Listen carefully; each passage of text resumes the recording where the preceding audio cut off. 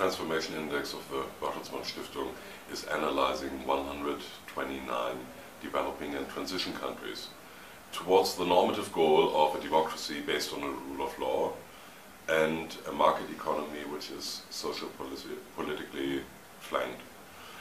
So that means that we believe in a societal goal of a good society that can be identified and that can be measured. And we do that with the help of close to 300 experts around the world that are living in 110 different countries and are working in the top academic institutions of their countries.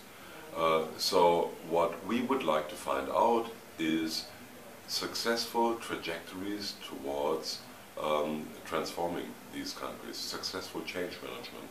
What are the strengths, what are the weaknesses that countries are showing, and are there good examples that you can actually derive from successful cases that might be transferable? This is the main goal. Now, our most recent findings in the BTI 2016 with country reports that date back to January 2015 are not really that encouraging.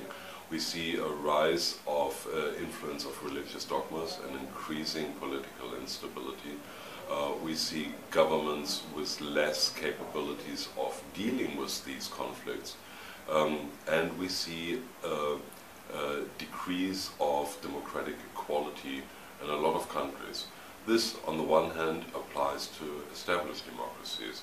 We see less election rights in Latin America, less freedom of expression in East Central and Southeastern Europe, and less freedom of assembly and association in Eastern and Southern Africa. But first and foremost, it applies to the authoritarian regimes around the world.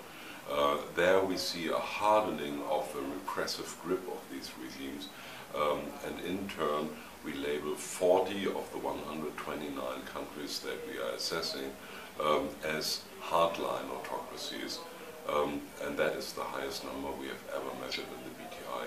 The Arab Spring is one of the reasons for that, the repression of the Arab Spring, that is, but it is also a reaction throughout post-Soviet Eurasia to the Euromaidan in Ukraine.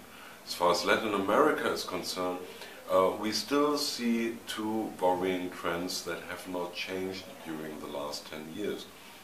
The one is the substantial gap between the level of political participation on the one hand and the erosion of rule of law on the other hand.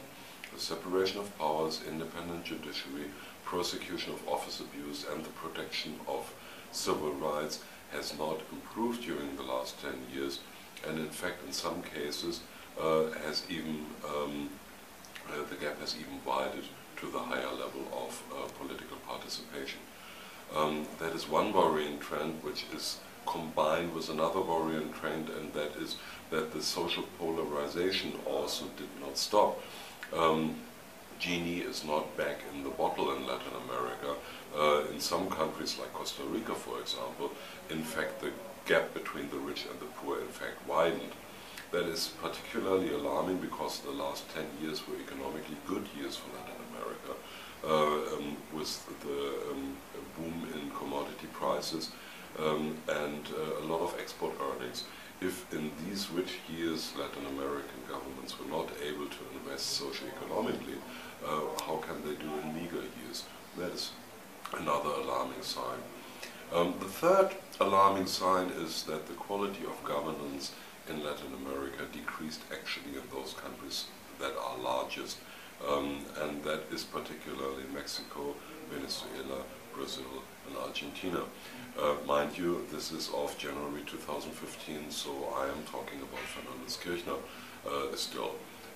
Nonetheless, it is a great challenge for these four big countries, which also represent the four biggest economies in Latin America, to make a convincing turnaround in their quality of governance.